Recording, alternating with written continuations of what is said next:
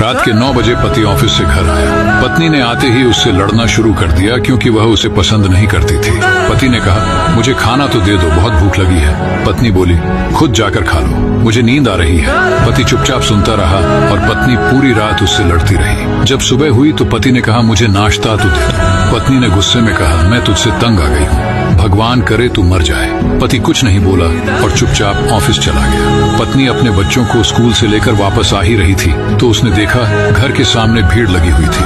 वह करीब पहुंची तो देखा उसके पति की लाश घर के सामने पड़ी हुई थी। उसके ऊपर कयामत सी आ गई। मन में सन्नाटा सा छा गया। लोग आपस में बातें कर रहे थे कि कार से उसका एक्सीडेंट हुआ है। पत्नी जोर से चीखने लगी और चिल्लाने लगी कि मनोज उठ जाओ, मैं अब तुमसे कभी नहीं लड़ूंगी, तुम्हें कुछ नहीं कहूंगी, मुझे कुछ नहीं चाहिए। उठो मनोज, तुम्हें भूख लगी थी ना, चलो मैं खाना देती हूँ, मुझे छोड़कर ना जाओ, उठ जाओ। लेकिन मनोज कैसे उठता? इसे तो उसकी बद्दुआ ने मार दिया था।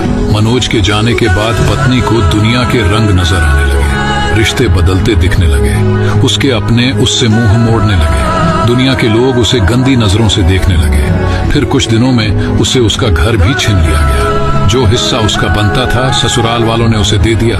पति के मरने के बाद उसे एहसास हुआ कि पति जैसा भी हो, चाहे पसंद का हो या नापसंद का, लेकिन औरत के सर का ताज होता है।